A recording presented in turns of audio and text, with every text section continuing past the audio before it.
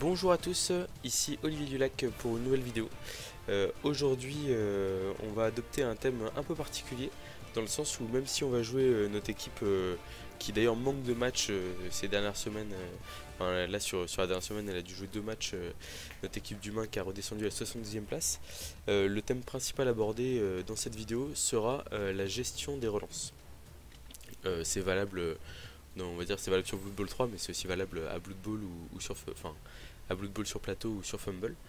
Et donc l'idée ici, c'est d'essayer de voir comment est-ce qu'on gère ces relances, comment est-ce qu'on gère les relances de l'adversaire, et voir en fait comment sur l'ensemble d'un match, en fait on a deux ressources hein, quand on joue à Blood Bowl, c'est les relances et les joueurs qu'on a, et il faut savoir adapter un peu les deux selon si on prend l'avantage physiquement ou si on prend l'avantage au niveau des relances. Il faut être capable de s'adapter et de se dire comment est-ce que je m'adapte à l'équipe adverse. Alors, on a en face un Raogre, un Troll, un Scaven Block, un Ogre Garde, d'accord. Ça a l'air d'être des bonnes compétences qui sont prises par l'adversaire. Libération contrôlée, ça c'est nul ici. Ah oui, mais je crois qu'il l'a de base, donc c'est pas de sa faute. Chef, c'est très bien par contre de sa part, ça lui permet d'avoir une relance en plus. Il a quelques humains avec bloc. Non, il a des... Oula, il a un elfe noir à 4 compétences. Bloc, esquive et bras supplémentaires. Donc l'elfe noir est très fort. Bon, on est parti pour un petit match assez sympa. Donc,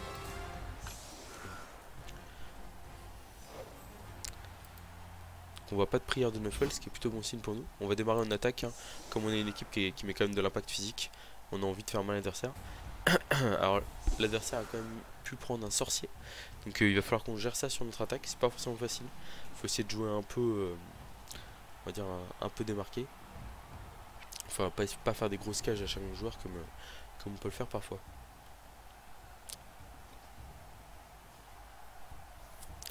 On va simplement afficher les compétences supplémentaires parce qu'on les connaît. Voilà. Donc on est à 12 sur ce match, c'est pas terrible. On va laisser notre receveur sprint de côté parce que c'est pas... on a besoin de force là, on a quand même 3 big guys en face. Donc on va essayer de se débrouiller avec ce qu'on a là. On a énormément de gardes, donc ça devrait nous permettre de lutter contre les gros adverses. Là j'ai presque envie d'aller essayer de taper l'elfe direct. On va pas le faire, mais on y pensera pour une prochaine fois. Là, et puis on va mettre nos bloqueurs.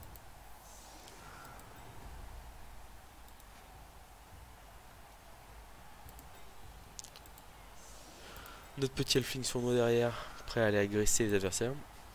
C'est notre passeur qui a apporté la balle. Oui, donc le thème de la vidéo, c'est avant tout, donc, comme je le disais, la gestion des relances. En fait, l'idée, donc là, on a un adversaire qui a 4 relances par exemple. Nous, on en a 3. En fait, dans la partie parfaite, vous voulez vraiment garder vos relances le plus possible. Donc là, on a 4 relances. C'est vrai qu'une bonne partie, c'est une partie où en fait vous n'utilisez vos relances que à partir du tour 4 ou 5 pour des relances de confort parce que vous n'avez pas fait tomber un joueur adverse, quelque chose comme ça. Après, il faut voir que parfois vous n'avez pas le choix, vous allez devoir cramer 2-3 relances dans le tour parce qu'il y a un enjeu particulier. Donc on le dit très souvent à Blood Bowl, mais l'idée c'est toujours de commencer par les jets sans ballon et après de faire les jets un peu plus compliqués. Donc là par exemple typiquement voilà, on va mettre du monde devant la balle. Alors on va pas forcément se mettre si là on peut se permettre, parce qu'on va bloquer la zone. Voilà, donc là par exemple on va commencer par un blitz qu'on va considérer comme vital parce qu'en fait il va nous permettre de nous replacer derrière et de protéger notre balle. Et en plus on va taper le chef adverse, donc ça nous intéresse beaucoup. Là voilà, on aurait fait double crâne ici, on l'aurait relancé sans hésiter. Donc là on a mis KO le joueur adverse, et comme il a chef ça fait perdre une relance à l'adversaire. Donc c'est le genre de joueur qu'il faut blitzer sans hésiter une demi-seconde, hein. Vraiment ça, joueur très précieux. Alors là l'adversaire peut potentiellement nous mettre en touche avec son Raogre pendant ici, donc on va aller couvrir notre joueur en fin de tour, mais il faut d'abord qu'on protège notre balle. Donc ici on va bloquer vers l'extérieur du terrain parce qu'on a envie justement d'aller vers la balle.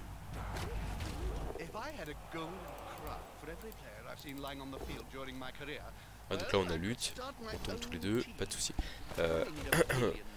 Sur un tour comme ça où la balle elle est assez proche du centre du terrain et où en plus on a des actions à effectuer, on utiliserait une relance hein, parce qu'on veut absolument couvrir cette zone là, mais on veut la couvrir à nos conditions avec nos joueurs. c'est vrai que là ici on va prendre le bloc plutôt. Je suis bête parce que le mec avait les blocs, donc c'est pas très dangereux de ma part. Là on a encore un bloc, bon, une petite erreur pour démarrer la partie, c'est pas grave, on va s'en remettre.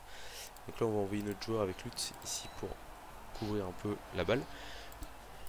On va ramasser le ballon, donc on a la relance ici, hein, donc pas trop important. Et ici le halfling va pas agresser, il va se mettre derrière pour couvrir en fait pour empêcher l'adversaire d'aller coller son rogue au porteur de balle dès le début. L'idée c'est vraiment de quand on a un adversaire qui met pas trop de pression, ça veut dire que normalement vous êtes capable en vous plaçant de ne pas relancer un double crâne. Alors après il faut voir aussi, voilà, là par exemple on est dans un match où on joue avec 4 relances, donc c'est pour débuter l'attaque, donc c'est vrai que c'est largement assez et on peut se dire qu'un double crâne en début de tour qui va nous gêner, on va le lancer. Mais c'est très important d'être économe de ses relances parce que c'est vrai que ça peut très vite être un facteur décisif dans le match. Qui va sûrement blitzer au Raogre. Probablement notre joueur un peu tueur avec Tac les châtaignes qui va l'embêter. On était censé aller le protéger avec le petit regard là, mais comme on a fait une erreur, j'avais pas vu que faut que je rentre dans mon match là et l'adversaire il avait malheureusement bloc, donc on l'a pas fait tomber.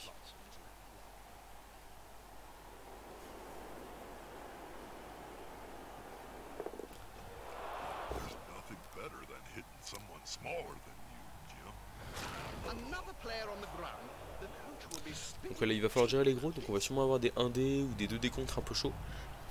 Donc c'est vrai que c'est dans ce genre de match là qu'on est en plus très content d'avoir des relances, hein, clairement. Et surtout il faut pas qu'on oublie le sorcier, parce que ça peut être décisif à n'importe quel moment.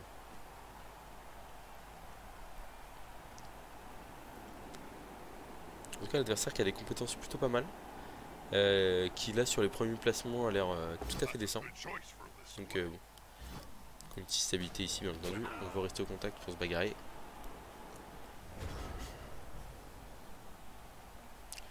Donc on va voir, on n'a pas trop de solutions pour mettre 2D au rogue ici là, c'est compliqué. On va sûrement retourner vers le centre du terrain pour essayer d'aider l'ogre, etc. Je pense que là par exemple, inverser la tendance. On va s'écarter. En plus on aime vraiment toujours, quand vous jouez contre un big guy avec frénésie comme ça, comme un Ra ou un Minotaur, vous avez toujours envie de vous écarter au maximum de lui, parce qu'en fait ça vous permettra derrière d'être tranquille, quoi. Donc là ici on va mettre un petit 2D sur le Skaven. Bon, lutte. On est un peu poussif pour l'instant sur le début de match. Donc là cette fois-ci on prend le pot parce que l'adversaire bloque, on le sait. Un deuxième KO, c'est plutôt pas mal ça, c'est une très bonne nouvelle. On n'a pas encore blitzé. Ok, un nouveau pot. On suit au contact du troll, hein. Là le but ça va être de mettre 2D au troll. On va ramener le halfling en protection ici. Donc on voit on joue assez espacé pour ah mince, on a blitzé le Skaven. Oh là, la reprise est difficile. Donc ici on fait une cage un peu espacée. De toute façon l'ogre il va être bien ici parce qu'il va permettre de coller 2D ici. Voilà. Et là on a deux mecs stabilité qui nous protègent. En fait on a une cage assez élargie qui fait que on n'est pas trop en danger sur un sorcier. Au mieux il peut nous toucher deux joueurs là, dont le porteur de balle. Donc c'est vraiment pas très intéressant pour lui. Ici on va faire une esquive à 4+. Par contre l'autre joueur on va le laisser debout. Et on relancera pas cette esquive même sur la rate, hein, c'est pas trop important. Il a passé l'armure mais j'ai pas fait de turnover. Donc vraiment on a envie de garder nos relances, hein, surtout qu'il y a un sorcier en face. Donc on se dit à n'importe quel moment ça peut être le feu dans notre attaque. Et en plus comme on a pas mal de joueurs, on a notamment le receveur, il a pris que -1 en mouvement, mais on a là notre passeur bloc esquive qui a pris -1 d'armure. On a quoi? On a ici notre blisseur Tac Châtaigne qui a une blessure critique, donc ça veut dire que quand on fait un jet de blessure contre lui, il y a +1 sur la blessure. Donc autant dire qu'on fait pas trop les malins.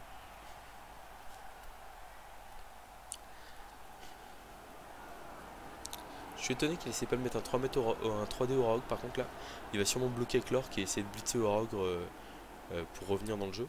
Mais bon. Je m'attendais pas forcément à ça. Ah non, il blitz avec le Scaven sur notre receveur. Ok, bah on a bloc aussi, donc on reste en place.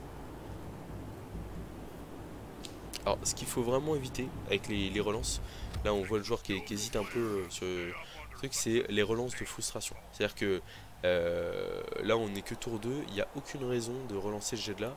En fait, l'adversaire il doit même pas hésiter, hein. À part s'il y a un double crâne qui est gênant pour le reste du tour, on doit pas relancer le dé, c'est tout.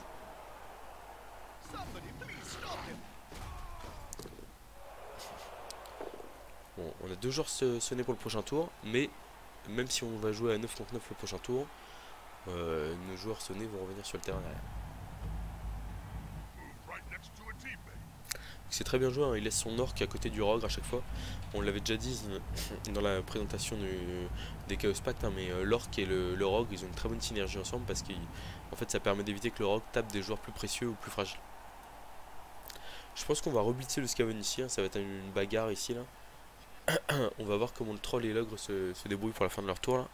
Ça va être des blocages un peu décisifs qui vont orienter notre tour. Mais non, ouais. Les relances vraiment, en fait, c'est.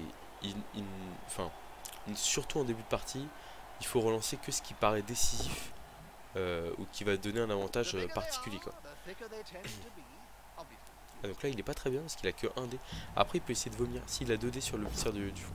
Alors là, les deux gros qui font un 1 au mauvais moment, c'est plutôt une mauvaise nouvelle pour nous. Donc là, on a presque envie de grid. Et en fait, on a la possibilité de faire un blitz 3D avec l'ogre sur le Scaven. Et bon bah l'ogre il fait très mal au Scaven parce qu'il a châtaigne. On va le tenter. Nous notre ogre il décide de jouer 3D, on a un pot. Ah bah oui. On a passé l'armure grâce à la châtaigne. Ça veut dire que son joueur ne va pas jouer au prochain tour. Et ça c'est grâce à la châtaigne qui fait la différence. On passe pas mal l'armure, hein. Là on est vraiment on est pas malheureux. Bon après là on fait pas grand chose. Mais ça va nous donner envie de nous infiltrer un peu dans le terrain adverse. Parce qu'il faut que, comme il a un sorcier, il faut qu'on lui mette suffisamment de pression pour qu'il se dise oula, si je n'utilise pas mon sorcier là, j'aurai pas d'autres occasions de l'utiliser. On met nos gardes de stabilité de part et d'autre de un 3 quarts avec bloc et kick et un 3 quarts sans rien. On avance notre passeur à côté de l'ogre ici. Et là par contre très important, on reste 2 cases derrière. Parce que là en fait en gros il peut nous coucher 3 joueurs, 4 joueurs peut-être. Ah il a 4 joueurs là forcément à coucher, donc il y a de grandes chances que l'adversaire utilise son sorcier au prochain tour. Et donc là nous il faut qu'on reste dire en arrière pour protéger ce cas là.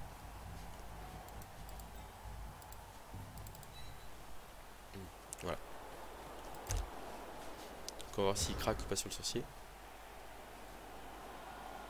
Apparemment non.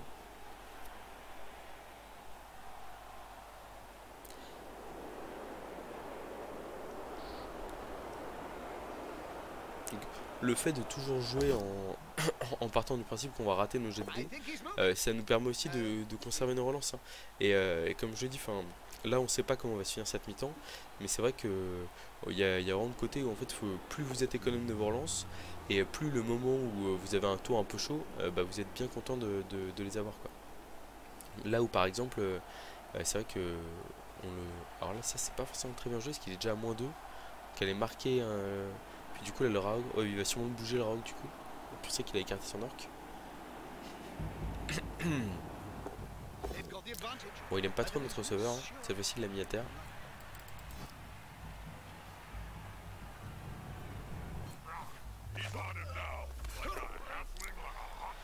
Notre joueur qui reste sur le terrain encore.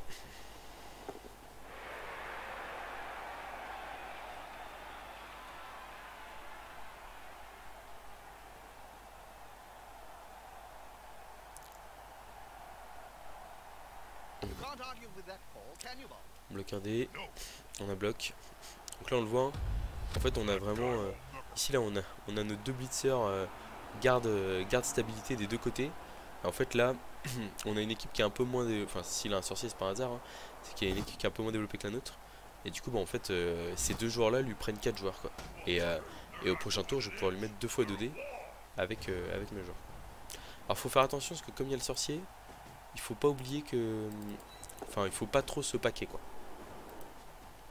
Là on a quand même très envie d'aller mettre une cartouche à l'elfe noir qui a bloc esquive, enfin c'est le meilleur joueur en face. Si on s'en débarrasse on est bien.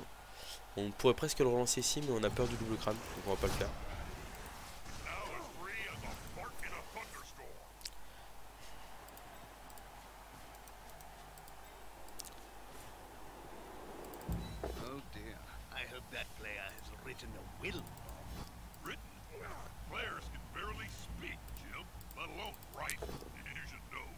On a beaucoup de flèches sur ce tour là, donc ça nous...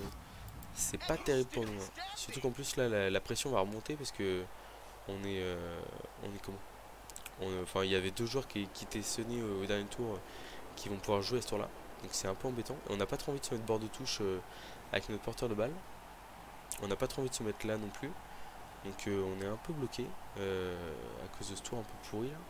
Je suis en train de réfléchir à ce qu'on va faire mais c'est pas fameux, hein.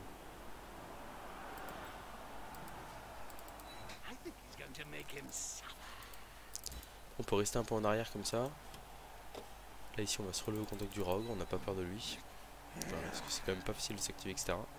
Et là ici on va faire un petit aggro sur le Skaven. À plus, on a plus 2 et on a notre sournois, donc au pire on a peu de chance de se faire expulser. Voilà, le halfling sournois qui fait une nouvelle fois des grosses différences.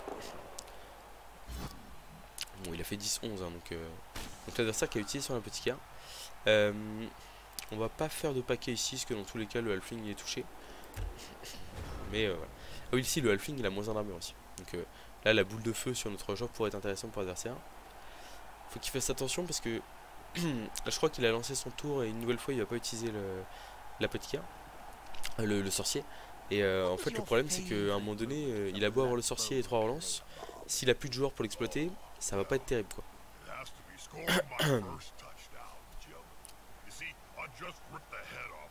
Donc il a ramené son seul garde au contact de nos deux gardes à nous.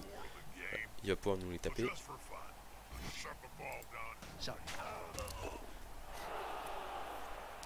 On va peut-être se faire coller le porteur par le troll, ce serait un peu embêtant. Mais bon, on a 4 relances, donc on aura sûrement un moyen de... Ah non, le troll qui décide de taper un blitzer garde et qui passe l'armure. Et on reste sur le terrain encore. Ça c'est très très bon pour nous. On a plus 3 sur le terrain. On va être tour 5, il reste 4 tours. En plus on n'a toujours pas utilisé de relance. Donc, enfin, là en plus on a l'avantage physique, donc là ça va être le moment où on va pouvoir appuyer un peu plus sur l'adversaire. Et si on arrive avec le passeur dans un endroit safe pour le prochain tour, on va pouvoir par exemple aller un peu à la chasse aux joueurs adverses, relancer des jets un peu, enfin pas forcément nécessaires. Et c'est plutôt pas mal. L'adversaire qui va sûrement relancer ça. Double poskull, relancer. Bon c'est normal de relancer ce dé là hein, parce que c'est vrai que il tape un de nos joueurs clés en attaque et en plus de ça, enfin ouais, il a pas trop de choix. Alors est-ce que le rogue va taper ou pas?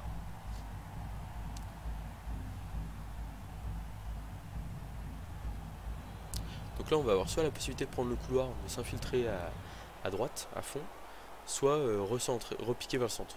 On est toujours repiqué vers le centre mais ça va dépendre de ce que fait la rogue.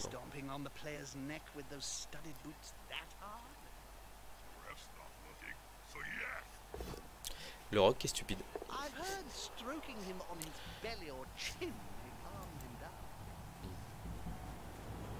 Donc ouais, on va repiquer. Donc quand le rogue est stupide, enfin quand le rogue rate son jet, en fait il n'a plus de zone de tacle, donc on peut passer à côté comme si on n'avait pas d'esquive à faire.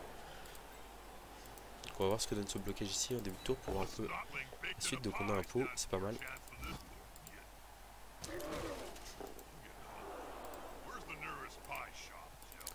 Là on envoie le passeur dans la mêlée.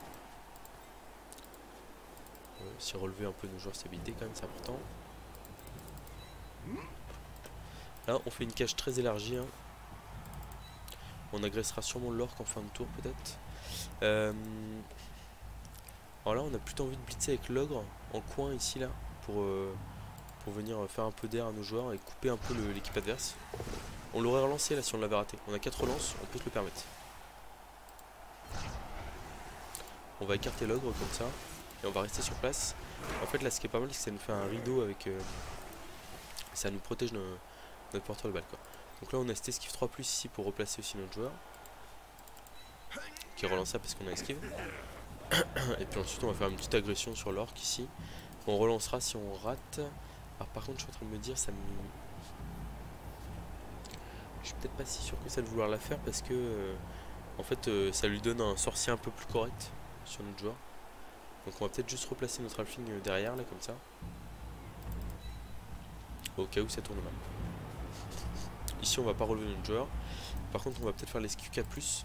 Si on la rate on la relancera pas. Mais si on la réussit on relancera l'esquive 3+ si on la rate. Et bah voilà, on l'avait annoncé. Voilà. Pourquoi on fait ça? Parce que la 4+, il y a quand même de grandes chances qu'on la rate. Mais la 3+ derrière, elle nous intéresse. Enfin, en fait, si la 4+ était réussie, la 3+ nous permettait de replacer notre joueur, qui est quand même très précieux. Non, on dirait que l'adversaire va encore se concentrer sur notre tueur. Il nous reste 3 tours pour les marquer, mais on a réussi à couper un peu l'équipe adverse. On va voir où est-ce qu'il blitz, etc. Mais il y a des chances pour qu'on ait un chemin pour aller au milieu ou en diagonale.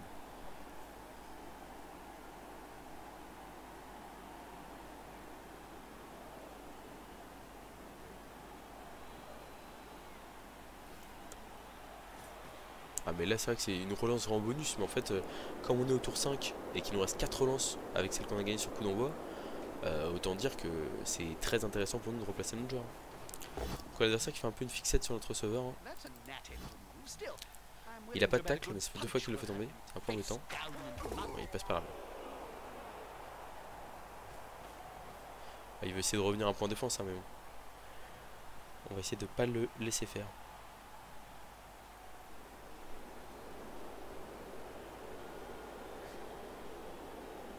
Il y a le troll qui a un blocage 3D sur notre garde. Ah ça c'est normal. On va utiliser stabilité bien sûr. On a deux blitzers garde stabilité là qui font un travail très très précieux afin de retenir les adversaires.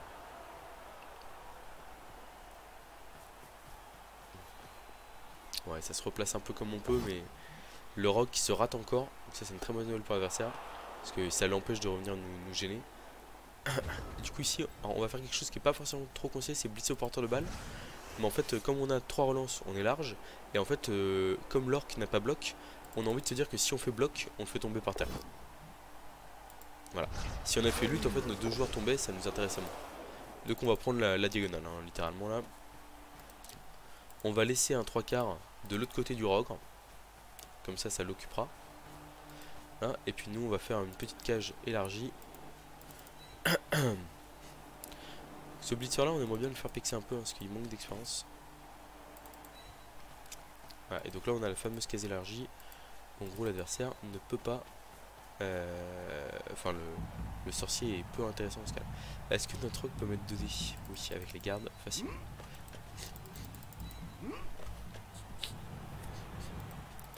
On va le taper hein, ce 2 dés. Double flèche, pas grave. On va suivre. Parce qu'on a quand même intérêt à ce que... Donc là on a 2 humains en face de nous, on va bloquer celui qui est en extrémité. Ok c'est bon. Donc là on a tous nos gardes et tout qui sont pas forcément à l'endroit où il y a la balle, donc ça c'est pas terrible. Mais en même temps ils sont quand même enfin ils sont dans une zone où c'est intéressant. Par contre si on va faire une esquive, un rush, si on réussit le rush, enfin si on réussit l'esquive, tout simple, on relance bien sûr ici.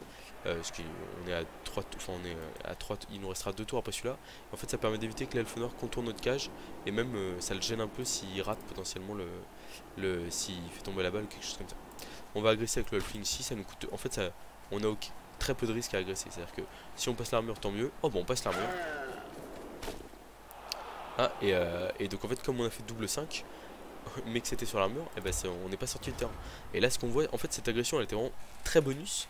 C'est à dire que soit on passait l'armure et on se faisait expulser, mais au pire le joueur était stun et on est très content de voir cet orc ne pas jouer.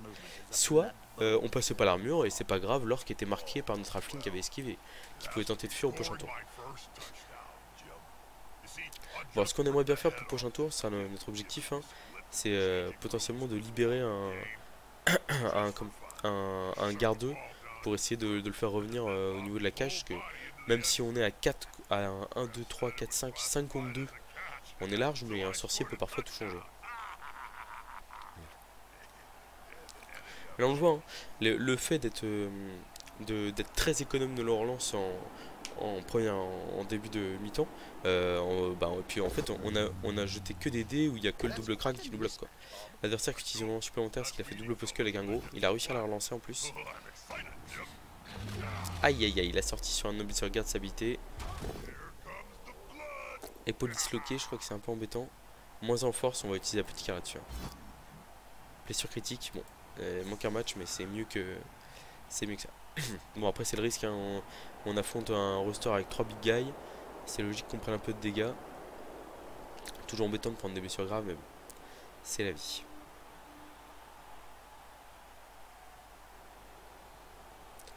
On voit que l'adversaire a mis son gobelin sur la touche, hein.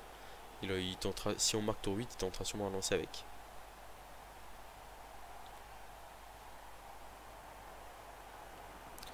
Moins en force sur un blitzer garde stabilité, c'était très embêtant quand même.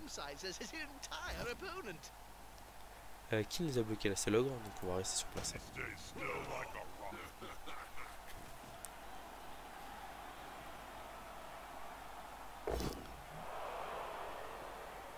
Donc le rogue qui frappe, mais bon, on l'avait mis à l'écart exprès. Je pense qu'on va pas le relever au prochain tour parce qu'on sera trop loin pour que le rogue puisse faire quelque chose d'intéressant. Donc la question c'est est-ce que le feu noir va taper un pilier de cage ou est-ce qu'il va essayer d'aller directement pour le porteur? Ça je me demande bien ce que l'adversaire va choisir. Il a aussi une esquive en fin de tour. Ah bah il a essayé de taper le porteur. Donc là par contre on va on va avoir très envie d'agresser ce joueur là en fin de tour. Donc on avance le porteur de balle, on est tour 7. On l'avance à portée de marqué. Derrière on blitz dans le sens où on repousse le joueur bloc. Hein, donc on fait double flèche mais c'est pas grave, on va pouvoir le retaper. On met un blitzer devant aussi. Il y a un pot, c'est parfait.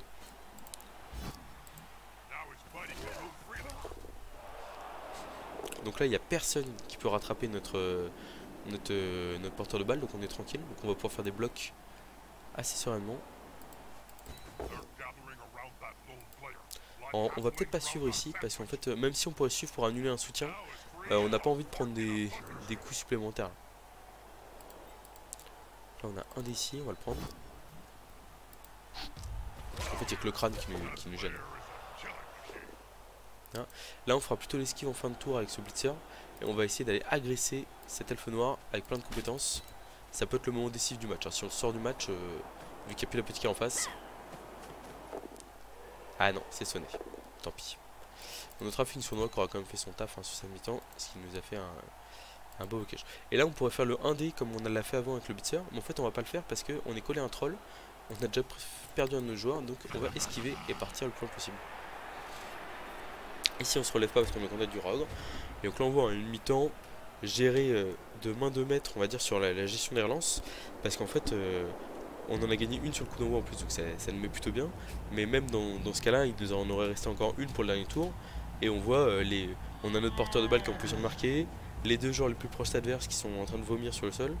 Donc autant dire que on est, enfin, on n'a pas trop le gérer. Après ça que l'adversaire n'a pas utilisé son sorcier, donc j'imagine qu'il le garde en deux. Je pense qu'il se rend compte que le match est pas facile parce que son équipe est moins équipée que la nôtre, on va dire. Donc je pense qu'il se dit bah c'est pas grave, je le garde en deuxième mi-temps pour prendre l'avantage et peut-être gagner le match sur une bonne utilisation, une boule de feu qui touche 4 joueurs ou quelque chose comme ça. Ah, l'ogre qui est stupide. Il voulait aller taper notre halfling mais il a pas réussi. Ok. Est-ce qu'on a un bloc ou un blitz 3D quelque part qui peut nous permettre de faire une sortie supplémentaire? On a un blitz de débloc ici. Je pense qu'on va le prendre. Il faut juste pas faire double crâne dans double crâne, il nous reste 2 relances. Bon, on relance pas ça par contre parce que derrière, on sait jamais s'il n'y a pas un double crâne qui traîne derrière. Pas d'agression, on est tour 8 et on marque le 1-0.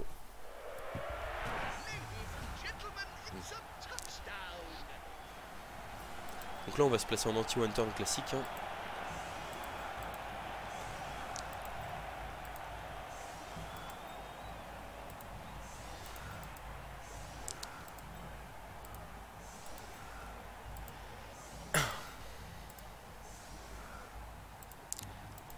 toujours la question de quel joueur on met sur la losse. On a un 3 quarts sans rien, donc lui c'est sûr qu'il y va. L'ogre malheureusement il y va aussi.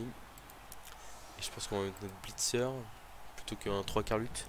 Et les 3 quarts lutte sont vraiment très précieux.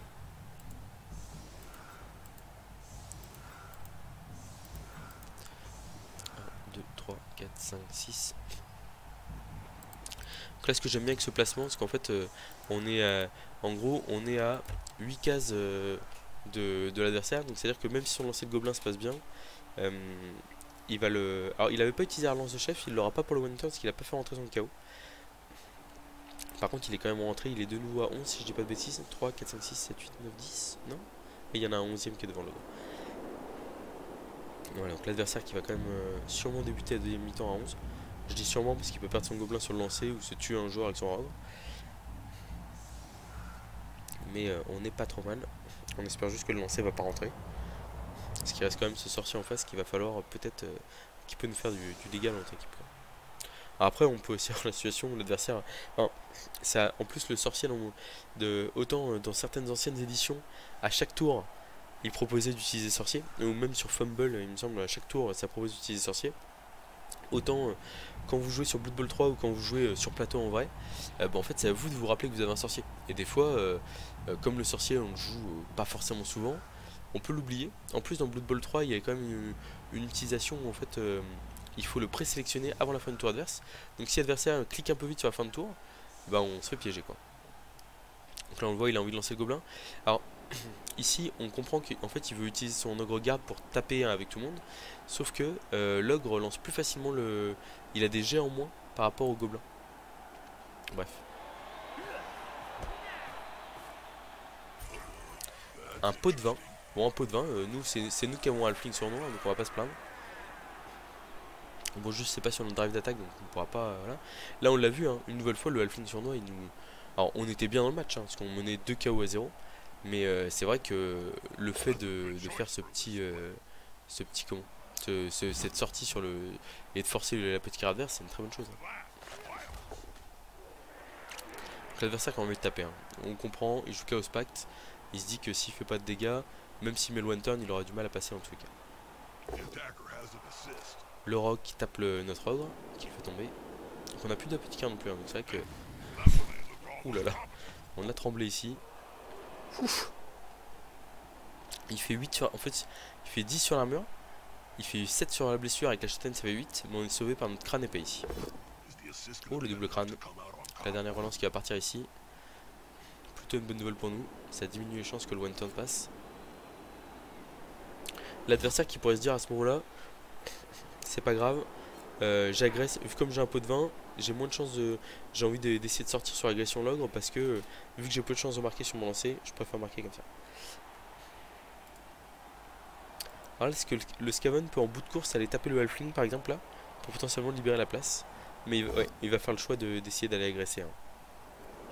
S'il bute cela, c'est clairement que je pense que c'est le choix qui est fait par l'adversaire. Et on le comprend, il a un pot de vin, donc très peu de chances de se faire exclure. C'est-à-dire que le pot de vin, c'est si vous faites un double et que l'arbitre vous voit, en plus de la contestation où sur un 6, vous réussissez à ne pas être exclu du terrain, le pot de vin sur un 2+, vous l'utilisez et votre joueur reste sur le terrain et ça ne fait pas de turnover, contrairement à la contestation. Alors est-ce que l'adversaire agresse ou est-ce qu'il fait la transmission avant pour essayer de marquer au lancer de gobelin?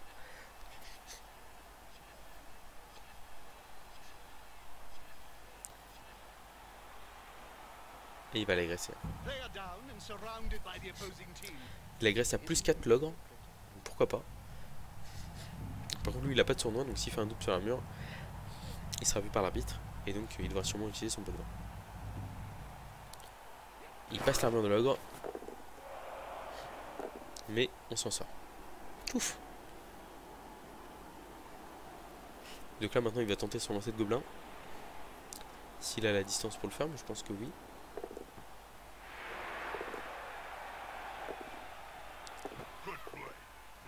Il a tout réussi jusqu'ici, hein. Il avait ramassage de plus, 2 paquets, enfin 2 rushs, l'animosité à 2+ aussi, donc là c'est 4 de plus à faire, la transmission à 3+, pour l'instant tout est réussi. Donc là il va falloir qu'il active le troll à 2+, qu'il essaye de ne pas manger le gobelin sur un nouveau 2+, qu'il le lance sur un 3+, Et après il y aura 3 déviations dans l'air du gobelin et une réception K+. Il lance le gobelin, mais le gobelin s'est écrasé par terre. Voilà. Donc là c'est pour ça, toujours, il faut pas se mettre à pile 6 cases. Parce que là on voit les 3 déviations en l'air ont envoyé le gobelin 2 cases vers notre terrain. Et en fait ça fait qu'il atterrit dans 2 zones de tacle. Et donc le chef est parvenu. On n'a pas vu. Là c'est ce qu'équipé de 3. C'est marrant, il n'y a pas le jet de réception.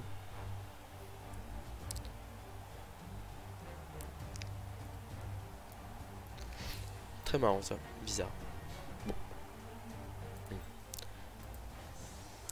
Donc là on va pas jouer, d'habitude vous avez l'habitude de voir la formation couronne là, qui permet de protéger nos joueurs. Mais là on va pas jouer comme ça, parce que face à 3 big guys on pourrait se retrouver avec pas mal de joueurs collés, et c'est pas ce qu'on souhaite.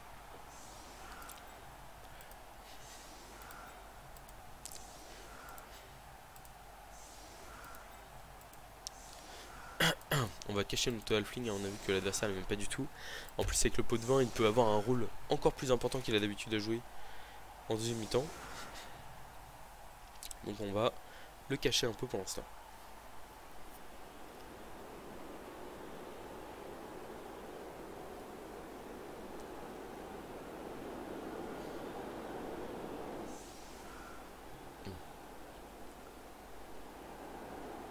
Et en plus le problème c'est que le placement de couronne ça fait aussi qu'on a nos joueurs qui sont paquets tous ensemble. Et donc on prend le risque que le sorcier nous fasse très mal.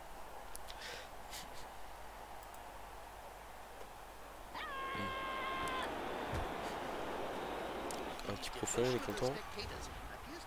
Jusqu'à la fin de la phase, vos joueurs qui causent une blessure en poussant l'adversaire dans la foule gagnent 2 points d'XP. C'est l'adversaire qui a eu la prière. Donc là on est content à kick profond. Quand on est en défense, j'ai un raisonnement qui est un peu différent sur les relances. C'est à dire que je fonctionne vraiment beaucoup plus par opportunité. Quand vous êtes en défense en règle générale vous êtes en réaction à ce que fait le joueur adverse. Et c'est vrai que ça m'arrive très souvent d'avoir des tours où je vais dépenser 2 voire 3 relances d'un coup. Parce qu'en fait j'ai par exemple une opportunité d'aller taper le porteur de balle. Et bah des fois ça se refuse pas quoi. Là l'adversaire qui nous fait un tour catastrophique sur ces big guys. Donc, par exemple il y a des chances que notre ogre puisse taper au prochain tour alors qu'il était sur la loss. Et donc ça c'est le genre de tour où on a envie de se dire on veut profiter de... Alors ici est-ce qu'on utilise stabilité ou pas? Je pense que non. Est-ce qu'on a envie de l'amener au contact de notre joueur derrière?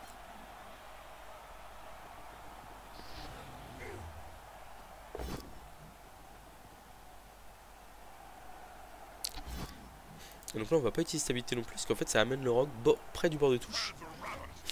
Et donc on va peut-être pouvoir le mettre en touche direct, ce qui serait une très bonne chose. Donc ça va forcer l'adversaire potentiellement à essayer d'aller le protéger, etc. Ce qui est excellent pour nous. Voilà.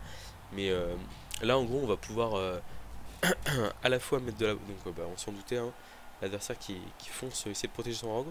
Mais en faisant ça en fait il me limite plus en difficulté qu'autre chose. Enfin, on va le constater. Hein.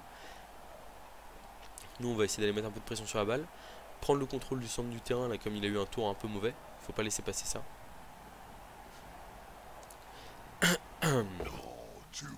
Oh là là. L'adversaire qui utilise sa relance direct.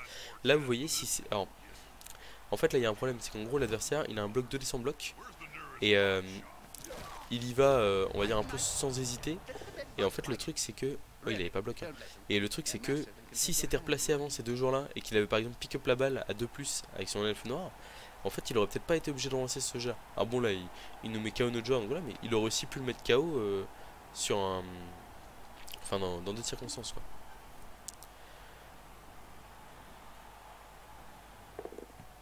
La balle est ramassée.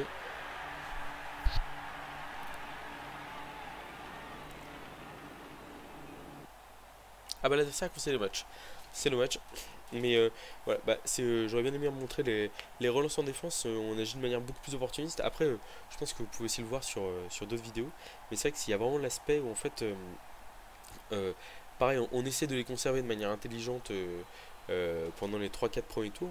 Mais si on a une opportunité, par exemple pour mettre un 1 dé sur le porteur de balle et derrière pouvoir exploiter la balle ou que l'adversaire ne puisse pas la récupérer facilement, faut pas hésiter à consommer, enfin les nouvelles règles permettent de punir on va dire plus facilement l'adversaire s'il y a une opportunité, et donc il faut être capable de claquer deux trois relances dans le tour, parce que des fois ça peut donner un avantage conséquent.